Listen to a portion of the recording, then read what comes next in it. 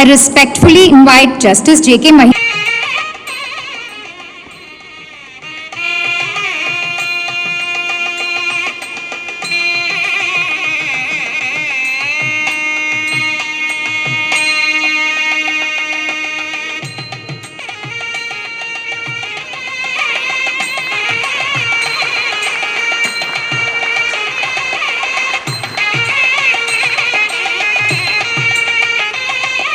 May I also invite Ms. Rayapati Shai.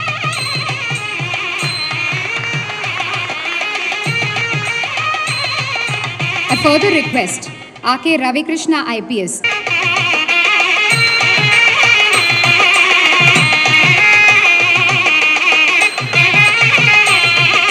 Respected dignitaries were deeply...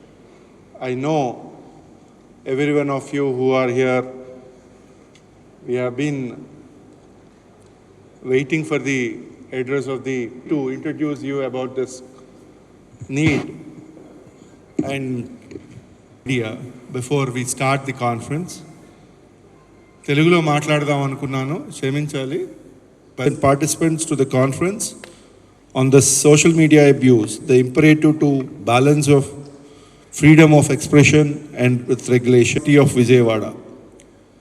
Before we speak about the guests, we also would like to the Marian shrine on the Gunadala hill, to the cultural and spiritual significance of Panja Center, reflecting Buddhism and Jainism and forward through its pivotal role in India's freedom movement, nurturing diversity while remaining a vibrant center of Hindu thought and culture.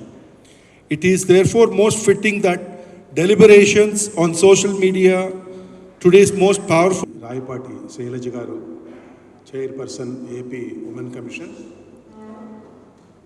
ఆకే Ravikrishna గారు, IPS officer, head of Eagle division, AP police, Ravitej గారు, Swechha foundation నాయకుడు, advocate, ఈ సెమినార్కి హాజరైన మిత్రులు, పెద్దలు, శ్రేయోభిలాషులు అందరికీ అభినందనలు, కృతజ్ఞతలు. ఓకే, నేను తెలుగులోనే మాట్లాడతాను. యోహానస్ గుటెన్బర్గ్ పేరు వినే ఉంటారు మీరు అందరూ.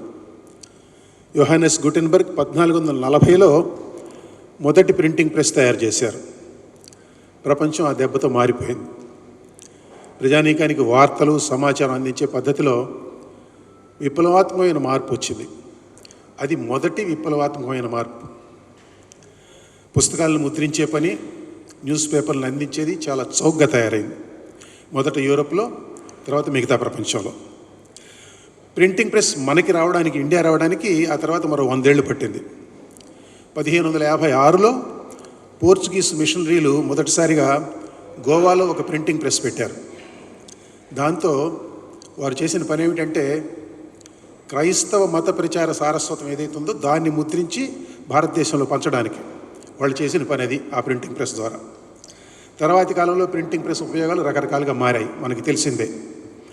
పత్రికలను, వివిధ రకాల సాహిత్యాన్ని ముద్రించడం ప్రింటింగ్ ప్రెస్ మీద మొదలైంది. జాతీయోద్యమ కాలంలో జాతీయోద్యమ స్ఫూర్తిని రగల్చడం కోసం అండర్ గ్రౌండ్లో ప్రింటింగ్ ప్రెస్లు నడిపారు మన యోధులు, మన స్వాతంత్ర సమర యోధులు. తర్వాత వార్తాపత్రికలు పెరిగాయి, సంఖ్య పెరిగింది.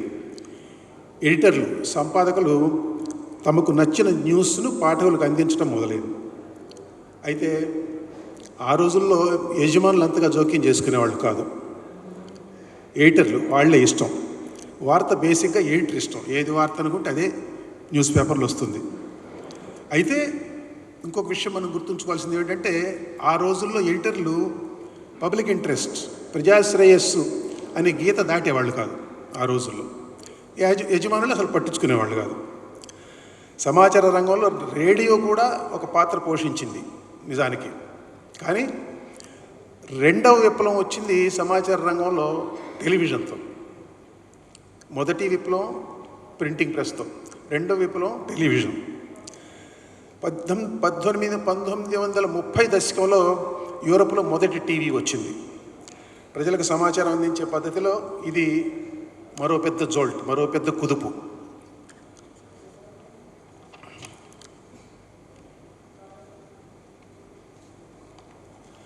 మన దేశంలో టీవీ ప్రసారాలు 1959లో మొదలయ్యాయి మొదటిసారిగా.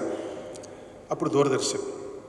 ఆ తర్వాత 36 ఏళ్లకు ఇండియాలో ఫస్ట్ టైం ప్రైవేట్ న్యూస్ ఛానళ్ళ ద్వారా వార్తా ప్రసారం జరిగింది. ప్రమోద్ రామన్ అనే యాంకర్ ఫస్ట్ వార్తలు చదివింది. ఓ రోజు 1995 సెప్టెంబర్లో ఓ రోజు ఏషియానెట్ అనే ఛానల్ స్టూడియోలో కూర్చొని నమస్కారం వార్తంగళ్ అని చెప్పి అతను ఆ రోజు news broadcast. That was the first live news broadcast in India 1995లో.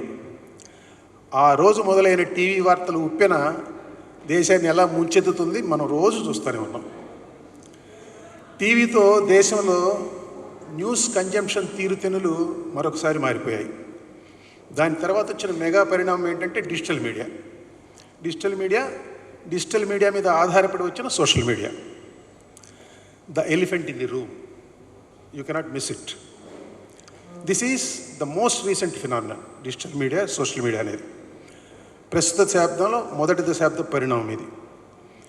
పైన చెప్పిన రెండు విప్లవాత్మక పరిణామాలకు ఈ మూడవ దానికి మధ్య ఒక పెద్ద డిఫరెన్స్ ఉంది, చాలా పెద్ద తేడా ఉంది.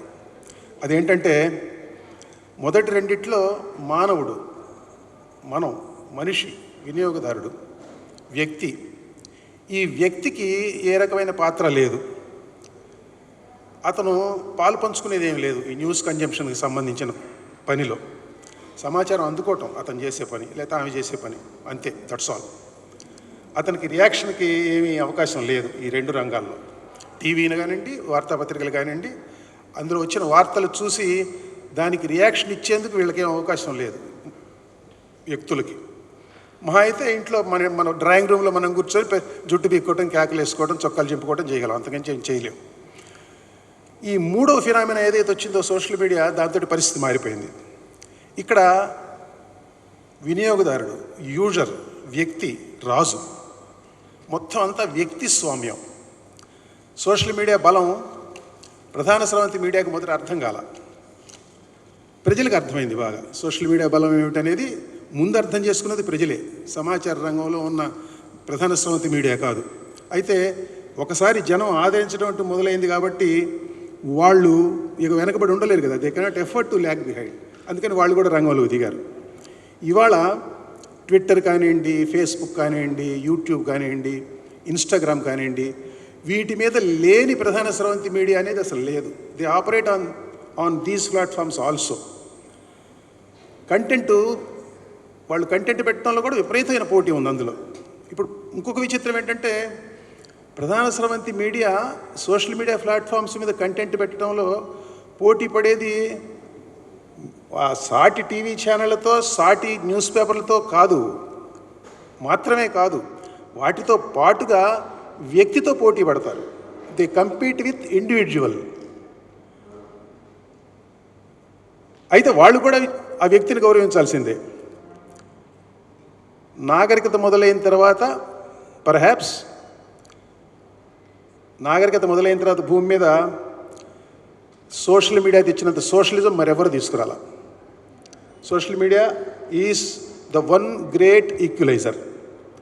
వందల వేల కోట్ల రూపాయలు పెట్టుబడితో నడిచే మీడియా సంస్థలు, 5-6 వేల రూపాయల ఫోన్ చేత్తో పట్టుకున్న మనిషి, ఈ రెండు ఒకటే సోషల్ మీడియాలో. They stand on equal footing. ఆ సామాన్యుడు మీడియా సృష్టిస్తాడు, ఆ వ్యక్తి ఏమాత్రం వెరపు లేకుండా తన అభిప్రాయాలు ప్రకటిస్తాడు. కొన్ని సందర్భాల్లో అవసరం అనుకుంటే తానెవరో తెలియకుండా people act on social media anonymously. ప్రతి మనిషికి మనసులో ఎంతో కొంత స్వాతిశయం ఉంటుంది, నేను గొప్ప అనే స్వాతిశయం. ఏదో ఒక సందర్భంలో నేనేం తక్కువ, నాకంటే ఆయన ఏమి ఎక్కువ, నాకేం తక్కువ అని మనసులో అనుకోని మనిషి భూమి మీద ఉండడు. ఈ ఆధిక్య భావన ప్రకటించడానికి సోషల్ మీడియా మనుషులకి ఒక విస్తృతమైన ప్రాతిపదిక కల్పించింది. గుర్తుంచుకోండి, fundamentally social media works on the inherent narcissistic impulses of the human, often anonymously. ఈ సౌకర్యాన్ని రెండు రకాలుగా దుర్వినియోగం చేస్తున్నాం మనం. ఈ ఎక్స్ప్రెస్ మనల్ని మనం సోషల్ మీడియా ప్లాట్ఫామ్స్ మీద ఎక్స్ప్రెస్ చేసుకునేందుకు మనకు వచ్చిన సౌకర్యాన్ని we are misusing it on 2 ways. ఒకటి, వ్యక్తులు చేసే దుర్వినియోగం, మీరు నేను చేసే దుర్వినియోగం. ఇది ప్రధానంగా సాటి మనుషులపై దాడి, ఆన్లైన్ దాడి చూస్తారా, ఆన్లైన్ దాడి, ట్రాలింగ్, బుల్లియింగ్, బాడీ షేమింగ్. ఈ దాడికి మినహాయింపులు లేవు, కానీ ప్రత్యేకించి మహిళలు చాలా సులువైన టార్గెట్. వారిపై జరిగే దాడి చాలా అమానుషంగా, భయంకరంగా, అమానవీయంగా ఉంటుంది. ఆర్టిఫిషియల్ ఇంటెలిజెన్స్ టూల్స్ వచ్చిన తర్వాత ఈ దాడి it has taken different ways, మరీ వికృతంగా, మరి పరమనీచంగా తయారైంది ఇది. ఇక రెండవది వ్యవస్థలు, సిస్టమ్స్ చేసే దుర్వినియోగం. ఆ వ్యవస్థలు రాజకీయ పార్టీలు కావచ్చు, సంస్థలు కావచ్చు. సోషల్ మీడియా అనేవి చేసే దుర్వినియోగం సమాజంపై చాలా తీవ్రమైన ప్రభావం చూపిస్తుంది. సాధారణంగా వాటి లక్ష్యం అధికారం, ఆధిపత్యం. ఈ పార్టీలు, సంస్థలు ఇవి కూడా ఈ సోషల్ మీడియాని మిస్యూజ్ చేసేందుకు వ్యక్తుల్నే ఆసరాగా తీసుకుంటాయి. వాటితో చాలా భయంకరమైన విద్వేషాన్ని, కల్పిత వార్తల్ని, తప్పుడు సమాచారాన్ని చలామణి చేయిస్తాయి. They resort to enormous organised campaigns of misinformation and disinformation. ఫలితంగా సమాజంలో అశాంతి నెలకొంటుంది. వివిధ మతాల మధ్య, సమూహాల మధ్య సామాజిక సామరస్యం చెడిపోతుంది, నాశనం అయిపోతుంది, ఘర్షణ వాతావరణం ఏర్పడుతుంది.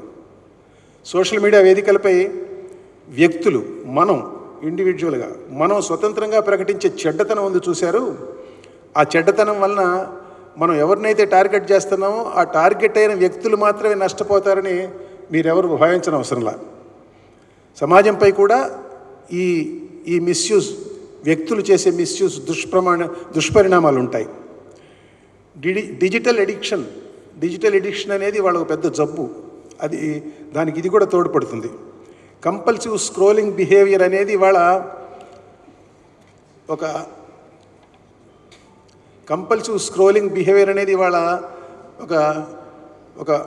ఒక డిజార్డర్, ఒక ఆరోగ్య సమస్యగా మారింది. గంటల తరబడి ఫోన్ చూసుకొని స్క్రోల్ చేసుకుంటూ వెళ్తాం, ఫేస్బుక్ ఏదో ఓపెన్ చేసి, లేకపోతే వాట్సాప్ ఓపెన్ చేసి. That is compulsive scrolling disorder. That's a disorder. Cyber బుల్లింగ్కి ఈ కంపల్సివ్ స్క్రోలింగ్ డిజార్డరే ఒక ప్రాతిపదిక. ఈ పరిణామాల వలన సమాజం ఉత్పాదకత కూడా రకరకాలుగా దెబ్బతింటుంది. ఇక వ్యవస్థలు అంటే రాజకీయ పార్టీలు, వేరే రకాల సంస్థలు, ఇవి చలామణి చేసే చెడ్డతనం గురించి అసలు చెప్పనక్కర్లా. అధికారం, ఆధిపత్యం పరమావధిగా ఈ క్రీడ సాగుతుంది. తెలిసో తెలియకో లేక డబ్బుకి ప్రలోభపడో వ్యక్తులు ఈ క్రీడలో పాలు పంచుకుంటారు. దీని నుంచే పేటీఎం బ్యాచ్ అని మనం వింటూ ఉంటాం, ఎక్కడ పడితే అక్కడ మనకు కనపడుతుంది. ఈ పేటీఎం బ్యాచ్ లాంటి పదాలు, ఈ ఫ్రేజెస్ దీనిలో నుంచే పుట్టినాయి.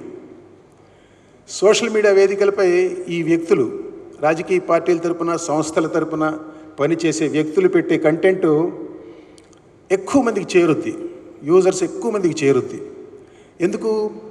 ఎక్కువ మందికి కనపడేటట్టు సోషల్ మీడియా ప్లాట్ఫామ్స్ ఆల్గోరిథమ్స్ని వాళ్ళు రూపొందిస్తారు. ఎందుకు? ఇలాంటి కంటెంట్ ఎక్కువ మందికి చేరితే ఆ సోషల్ మీడియా ప్లాట్ఫామ్కి ట్రాక్షన్ పెరుగుతుంది. ఎంతమంది ఎక్కువ ఎంగేజ్ అయితే అంత ఎక్కువ ట్రాక్షన్ వస్తుంది. ఎంత ఎక్కువ ట్రాక్షన్ ఉంటే వాళ్ళకంత లాభం వస్తుంది. డబ్బు, సోషల్ మీడియా ప్లాట్ఫామ్స్ కూడా డబ్బు కోసమే పనిచేస్తాయి. గ్యాసిప్స్, దూషణలు, తిట్లు, పరాయి వారి వ్యక్తిగత రహస్యాలు, ఎదుటివారిపై విద్వేషం కుమ్మరించడం, ఇట్లాంటివి మనిషి లోపల ఒక మనిషి ఉంటాడు, ప్రతి మనిషి లోపల ఒక మనిషి ఉంటాడు. ఆ లోపలి మనిషిని అట్రాక్ట్ చేస్తాయి ఇటువంటి కంటెంట్. ఈ లోపలి మనిషిని ఈ కంటెంట్, ఈ రకమైన కంటెంట్ అట్రాక్ట్ చేస్తుంది అన్న సూత్రం మీద ఆధారపడి సోషల్ మీడియా పనిచేస్తుంది. అందుకే ఆ కంటెంట్ను సోషల్ మీడియా ప్లాట్ఫామ్స్ ఎంకరేజ్ చేస్తాయి.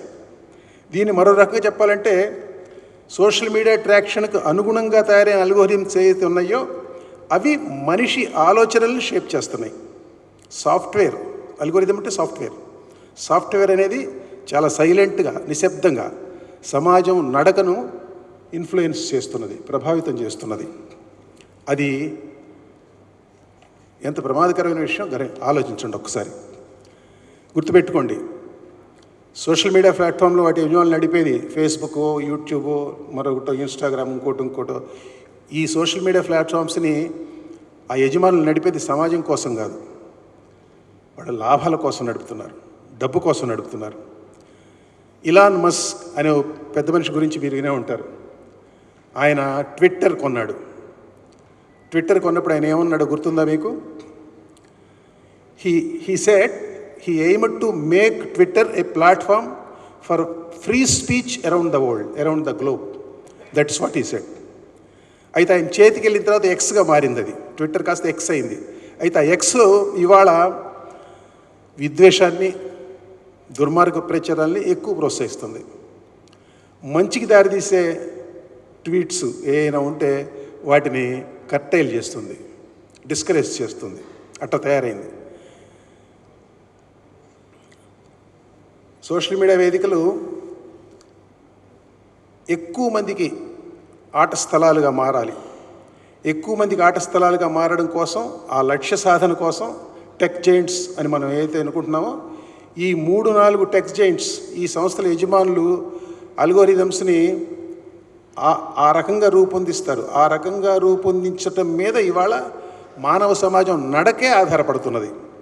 అయితే ఒకటి గుర్తుపెట్టుకోవాల్సిన అవసరం, చాలా ముఖ్యమైన అంశం ఏంటంటే, ఎంతటి విపరిణామాలకు దారితీస్తున్నప్పటికీ, ఎంత చెడు మార్పులకు దారితీస్తున్నప్పటికీ సోషల్ మీడియా అనేది చాలా విస్తృతమైన వేదిక కల్పించింది. దేనికి?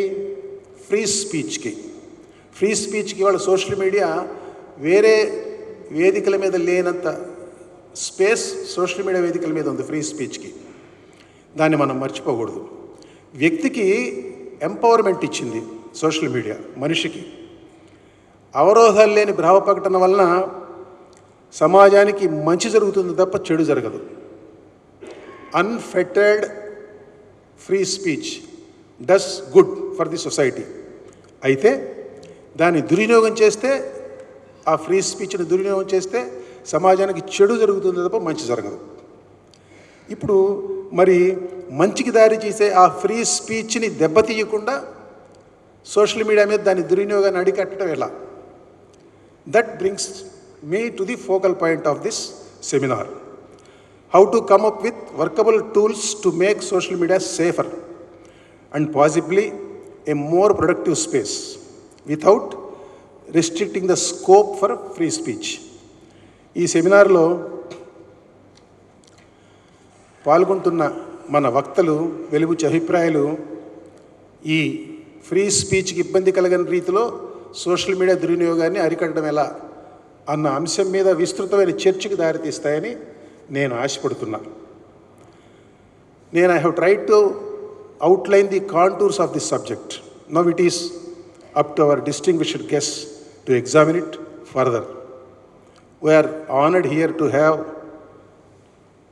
with us our respected and senior jurist, Honorable Justice Maheshwari Garu.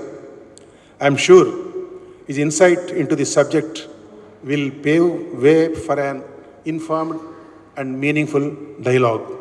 Thank you. Honor and privilege to share the dais with you. And on a personal note, and I think this is what we all feel who are sitting here. We are very fortunate to have you as the, first High Court Chief Justice for Andhra. And I think we feel you are there at the right time for us, and you'll be there forever, residing in our hearts wherever you are. And I think even we have a few of our farmers who come here, to see you once again in person, because it is not easy to meet you being a Supreme Court Justice. So thank you, sir, again for what you've done for us. And so Alapat Suresh garu, because I think this is a need, the topic which you having a seminar today on social media abuse, because it is society every day, and as women we feel the brunt of it on a day-to-day basis. Thank you for having this important summit today. So I think all the young advocates, the lawyers here are aspiring to become all the students here. Hope you get some important messages to take home and, implement it in your day of work. And Ravi Krishna gar, as usual, your speeches are excellent. And Ravi Teja gar cheppinattu, our opinion about police enforcement changes from person to person and how they react and respond to various issues. And I want to also thank Posani Venkateswara garu and A.B. Venkateswara garu for being here. Welcome, sir. Thank you. So, we are living in an extraordinary era, right? Where information can just, in seconds, can be passed down to lakhs of people. I think never before in human history we've seen it.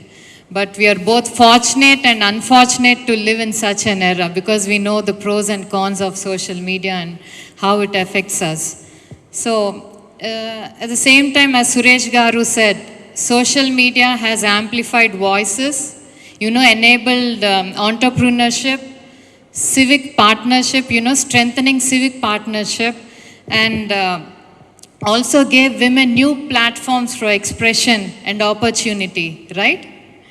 And for many women, especially young women, internet is not just technology.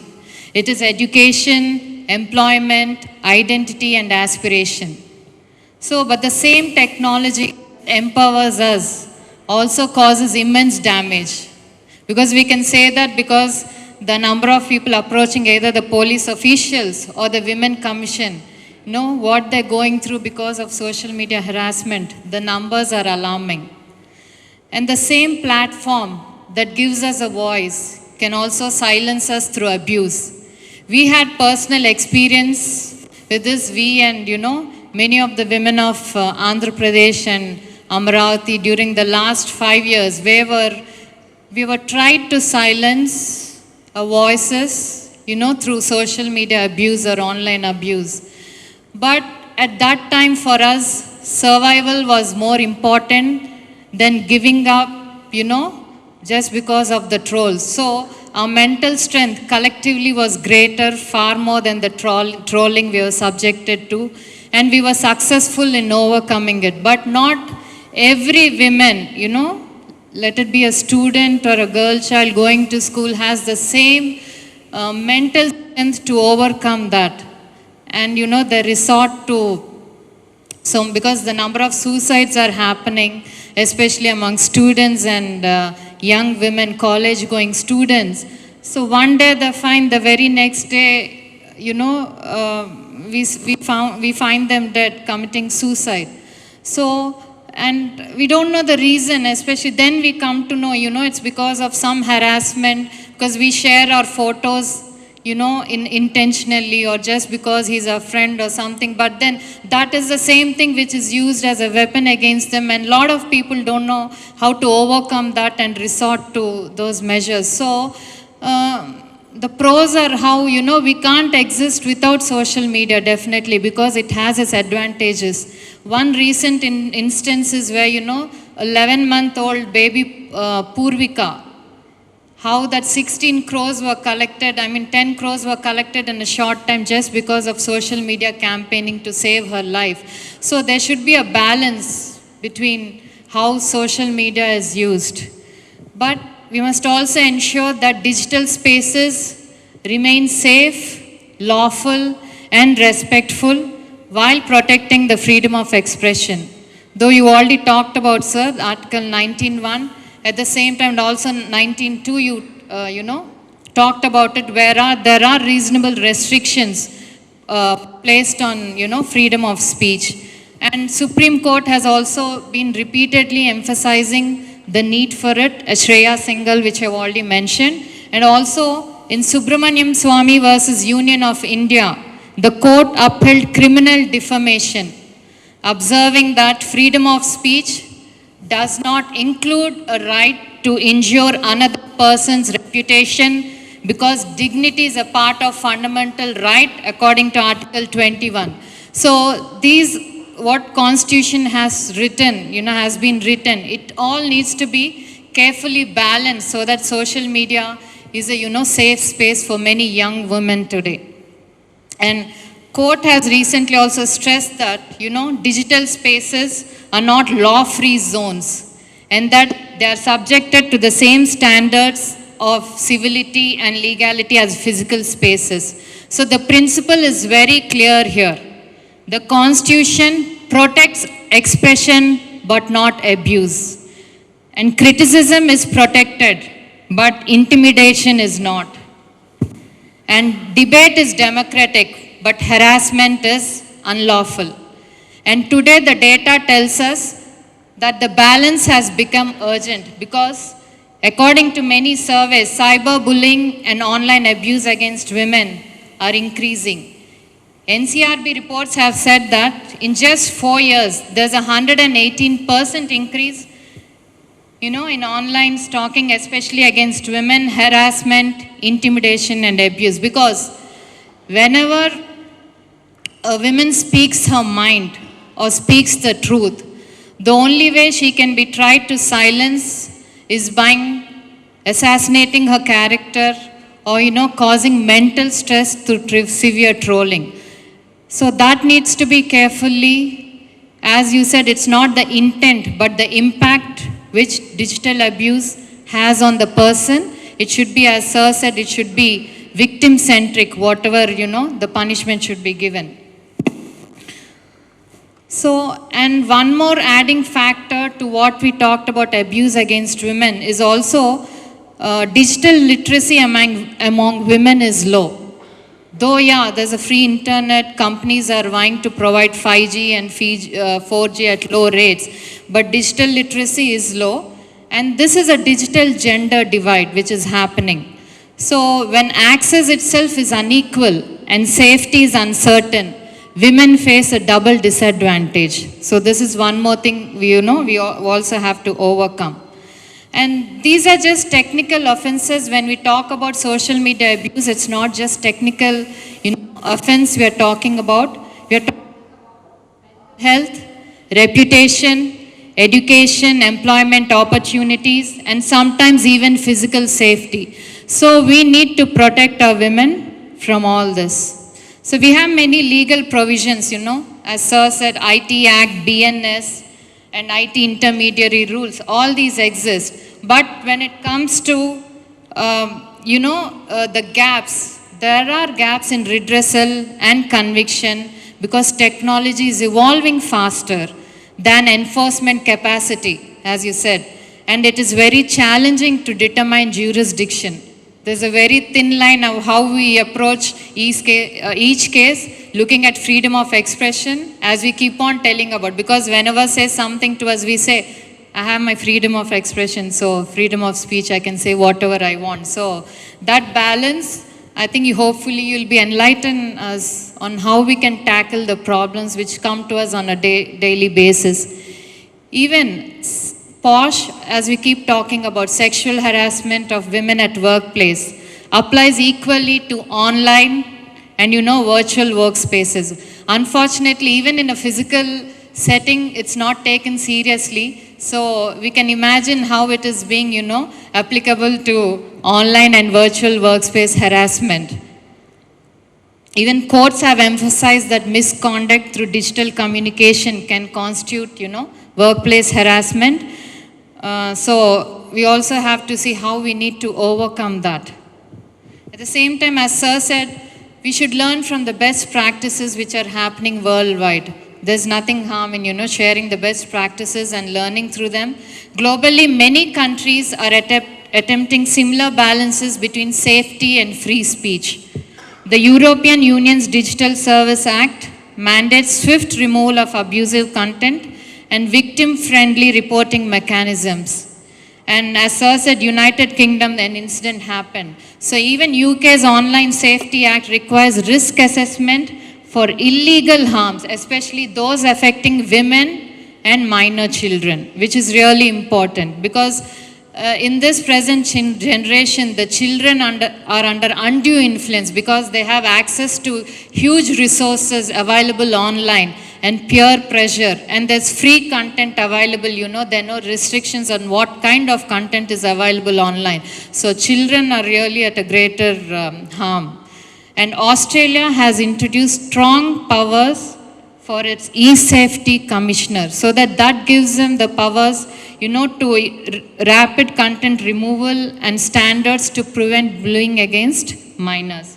So when we talk about a broader national and global contest, what we in Andhra Pradesh are doing is also important. So Cyber Mitra is a powerful shield. At the same time, because our state recognizes that safety must be preventive, responsive, and citizen friendly. That is what we are aiming for.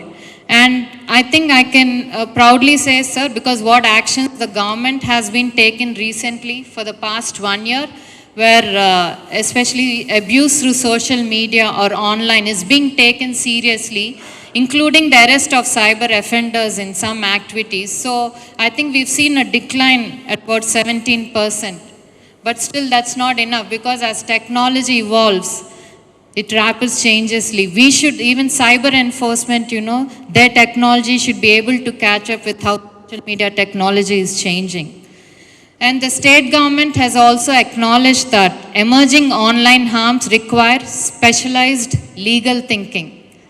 This is very important because the existing criminal provisions alone may not be able to address new forms of social media abuse targeting women and children. So recently a group of ministers are studying the global best practices to design regulatory measures, especially targeting women and children, because I think our government is trying to replicate the Netherlands model, where we can at least try to limit the social media exposure to under 16. We have to see how it works out, because there will be people resistant, because we are so accustomed to having, free resources and everything easily available to us. So that will be a major, I think, a barrier and to overcome for the government. But we also should know that the intention is clear. It is not to restrict expressions, but to prevent exploitation, intimidation, and digital violence. I think that is their ultimate goal. Because regulations alone cannot solve the problem. Technology changes faster than law.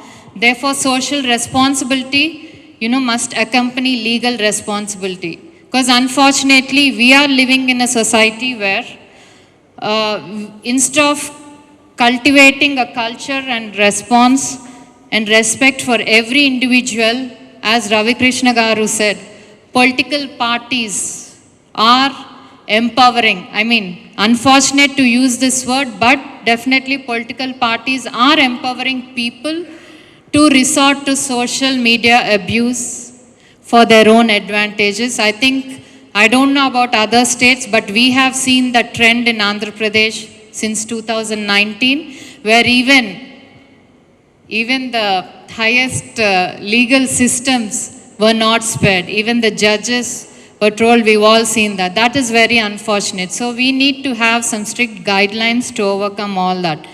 And every user must understand that anonymity does not remove accountability.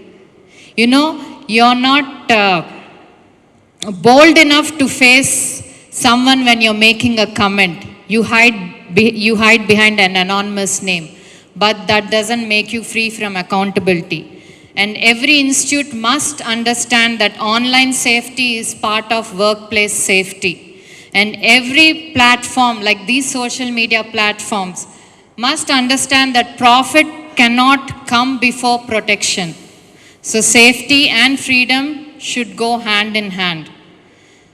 And Andhra Pradesh Women's Commission, our vision, at least, with the support of the government, is to build a state where innovation thrives and women participate without fear. And that only happens when they feel safe, because, we have journalists where the number of women have also increased. So when they speak the truth, We know how their photos are morphed or the videos are morphed and what kind of language is, used against them when they come to us again and we refer them to cybercrime. So it has to stop somewhere. Everyone should be able to speak without fear when expressing the truth, and that is what we should aim for. So let us use technology for social progress and build a safe digital world for all women. Thank you. Deliver the keynote address for today's seminar.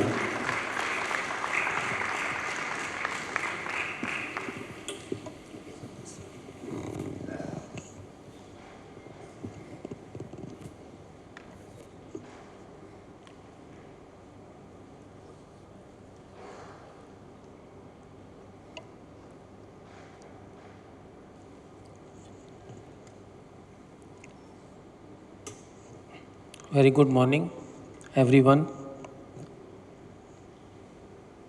Allapati Suresh Kumar, Chairperson, CR Academy, Andhra Pradesh. Srimati Selja, our Chairperson, AP Women Rights Commission. Sri Ravi Krishna, IPS, IG Police. Ravi Teja, Advocate.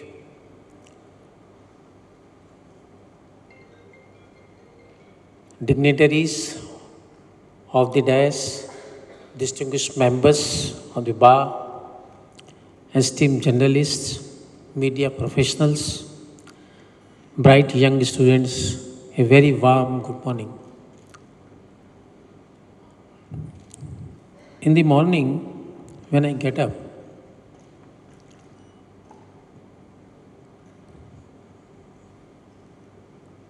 my mind is fighting between two things. This was a struggle in my mind.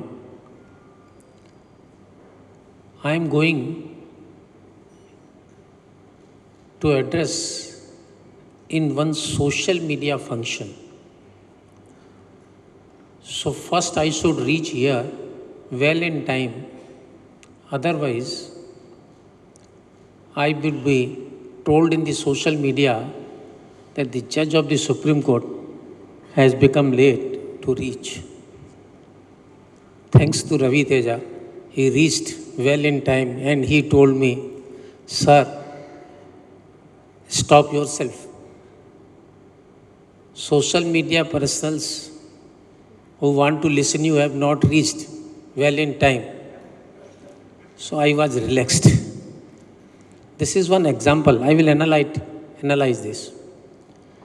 When I came here and saw this person sitting on dais, Suresh Kumar told how social media emerges, starting from print media, electronic media, television invention, everything. Then enlightened, what is the problem? IPS, Ravi Krishna came, he started saying, be careful. What is the law? What you have to do? If you will not do, how you can be dealt with? When chairperson women rights come, enlightened us, tried to make a balance to some extent, but finally left everything on the judiciary. Let it go on the judicial system. Why we should come in between social media and judicial system? So now I am seeing this, and Advocate Ravi Teja started to saying something which I do not want to have expression for anything like that. It's not a thing of discussion for anything. It's a thing, if we see why it is so, why I am saying, the topic is between liberty and liability. Between liberty and liability, what navigating free speech to us, and because it is two things. speech and expression, free speech and expression by a man. But how it is offending to others, this is another. So, in between, navigating free speech by us and regulation in the age of social media is in the hands of the police personnels or otherwise in the courts. So, that is to others, if it is something is said to others. So, I was seeing the balance, what is the balance in between this topic? And the answer is liberty to ours and liability when it offends to others, becomes a liability. So I was thinking how it is a topic analytical. Once I see this, then I find the liberty is the mirror in which the nation sees its soul. Is what is our nation is constitutionally? It's a constitution created by us, given to us in our hands. So preamble says for everything, justice, social, economical, whatever, liberty, speech, expression, whatever. The question is what? Liberty is the mirror in which the nation sees its soul. And liability is the fame that keeps the vision whole. Keeps the vision whole. And it reflects on our nation. So now it is a balance. How it can be. Today we are discussing, sitting here, not for others, seeing that man did this thing, that man did wrong, that man did. Can we say to others, do you have a right to do that? The judge do have. But an individual can. But through social media it can. So this time putting in examples. So if it is so, then what it reflects? Once you are pointing out a finger on others, what they said, this is wrong, abusing, offending. Huh? So what is this? Meaning thereby, you have a decisive power to understand what is right, what is wrong. But how it can be possibly done by a citizen? When a citizen himself introspects, he knows the law, he heard on it, then he can give a decision, this man is wrong, this speech is abusive, this speech is intimidating, this speech is affecting to others. So meaning thereby you also know, a citizen knows everything, therefore he is taking a decision for others. So now here it is a distinction. What about is liberty, you know, and when it be converted into a liability, you also know, therefore you take a decision that this is right, this is wrong. So now in between what we have to do? We have to introspect ourselves. We should not say for any other. And when we introspect ourselves, then what and how? We have to discuss the pros and cons of what is this freedom of speech and expression. If we see that, the fundamental question arises in my mind, as I told, who decides what you can say online? Who decides what you can say online? Is it the constitution? Is it the tech company hosting the platform? Or is it the digital crowd? Being a citizen, would you be a part of a digital crowd? If it is not, how social media can sustain? So think, these are very niceties, minor things, how social media can sustain. But if we see the wording of Article 19, can you give my mobile?